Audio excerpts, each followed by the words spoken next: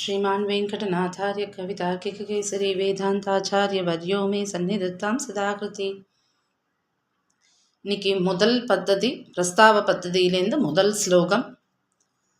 சந்த ஸ்ரீரங்க பிருத்வீஷ சரணத்ரான சேகராக ஜெயந்தி புவனத்ரான பதபங்கஜ ரேணவகா. முதல் ஸ்லோகம் முதல் வார்த்தை சந்தகா அப்படிங்கிறதுலேருந்து ஆரம்பிச்சிருக்கார். இதோட பதபதார்த்தத்தை முதல்ல பார்த்துடலாம். ஸ்ரீரங்க பிருத்வீஷ ஸ்ரீரங்கநாதனுடைய சரணத்ரான திருவடியை காப்பாற்றுகின்ற பாதுகைகளை, சேகராகா தலைக்கு அலங்காரமாக உடையவர்களும், புவனத்ரான எல்லா உலகங்களையும் காப்பாற்றுகிறதாய் இருக்கின்ற, பதபங்கஜ தாமரை பூ போல் இருக்கின்ற திருவடிகளை உடைய, ரேணவகா தூளிகளை உடையவர்களுமான, சந்தகா பெரியோர்கள், ஜெயந்தி விளங்குகிறார்கள். அப்படின்னா அதோட அர்த்தம் என்ன அப்படின்னா, இந்த ரங்கநாதனோட பாதுகையை யார் தன்னோட சிரசில் வச்சுருக்காளோ அவளோட திருவடி துகள்களில் இருக்கக்கூடிய தூசானது இந்த உலகை காப்பாற்றுகிறது அப்படிங்கிற. அதாவது இந்த உலகத்தை யார் காப்பாற்றுறாளோ அவளுக்கு தன்னோட முதல் வணக்கத்தை சொல்கிறார். இதில் சுவாரஸ்யம் என்னன்னா, இந்த கிரந்தம் பாதுகா சகஸ்ரம். இது ஸ்ரீரங்கத்தில் எழுதப்பட்டது. இது ரங்கநாதனோட திருவடியில் இருக்கக்கூடிய பாதுகைக்காக எழுதப்பட்டது. ரங்கநாத திவ்யமணி பாதுகாபியாம்னு நம்ம சொல்லுவோம். எவ்வளோ ஸ்லோகம் சொன்னாலும் எவ்வளோ சொல்லி முடித்தாலும் கடைசியில் ரங்கநாதன் சொல்லும்போது சொல்லி முடிக்கிற வார்த்தைன்னும் போது ரங்கநாத திவ்யமணி பாதுகாபியாம் நமகா அப்படின்னு. ஆக அந்த ரங்கநாதனோட திருவடியில் இருக்கக்கூடிய பாதுகைகளின் பொருட்டு இந்த ஸ்லோகங்கள் எழுதப்பட்டது ஸ்ரீரங்கத்தில்.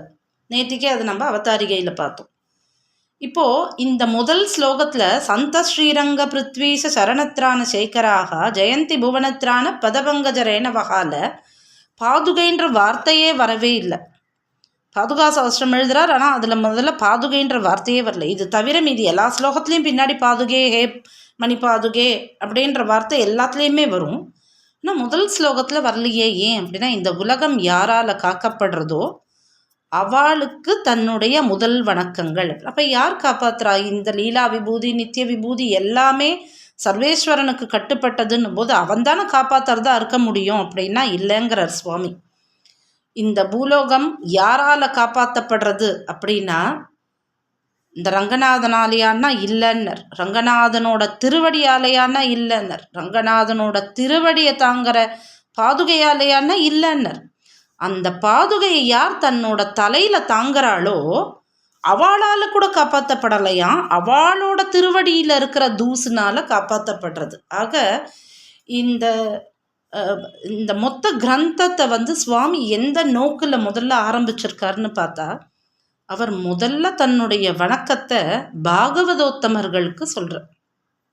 சந்தகான்றதுக்கு அதில் தான் முதல்ல ஆரம்பிச்சிருக்கார். சந்தகா அப்படின்றது தான் முதல்ல ஆரம்பிச்சிருக்கு. எப்பவுமே ஒரு கிரந்தத்தை ஆரம்பிக்கும் போது முதல் வார்த்தை ரொம்ப முக்கியம்.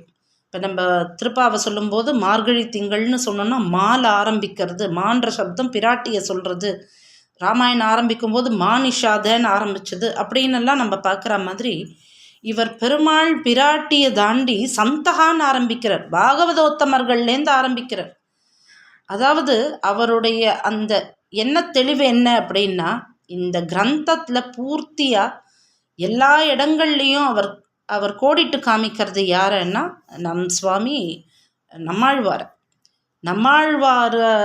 பொருட்டு. ஏன்னா நம்மாழ்வார் வேற இல்லை, பாதுகை வேற இல்லை. பெருமாளோட பாதுகைன்றது தான் நம்மாழ்வார். ஆனால் இங்கே பாதுகையை தேவியாக தான் அவர் அட்ரஸ் பண்ணுறார் எல்லா ஸ்லோகத்துலேயுமே.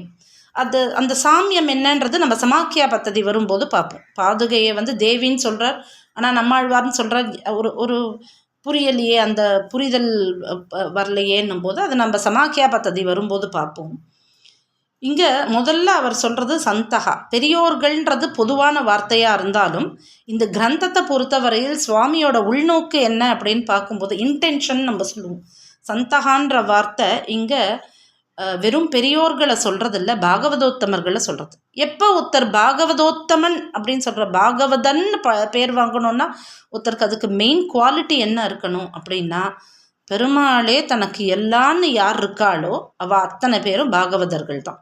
பெருமாள் தான் தனக்கு எல்லான்னு இருக்கிறவா என்ன பண்ணுவா, எப்பவுமே பெருமாளோட திருவடியில தான் தன்னோட தலையை பதிச்சுன்னு இருப்பாள். பெருமாளே சரண்டு இருப்பாள்.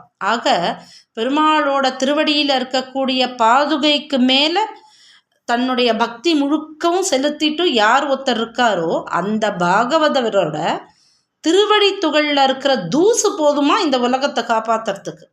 அப்பேற்பட்ட பாகவதர்களை நான் சேவிக்கிறேன் அப்படின்னு சுவாமி முதல் ஸ்லோகத்தில் முதல்ல எடுத்த உடனே அவர் இங்கே சேவிக்கிறது. நம்ம பொதுவிலேயே ஒரு உபன்யாசம் ஆரம்பிக்கிறோம், இல்லை ஏதான ஒரு நல்ல விஷயம் ஆரம்பிக்கிறோம் அப்படின்னா ஸ்ரீயப்பதியான அந்த மாதிரி ஒரு வார்த்தையோடு தான் ஆரம்பிக்கணும்னு நினைப்போம். ஆனால் சுவாமி பாகவதர்கள்லேருந்து தான் ஆரம்பிக்கணுன்ற சம்பிரதாயத்தை நமக்கு காமிச்சு கொடுக்குறார்.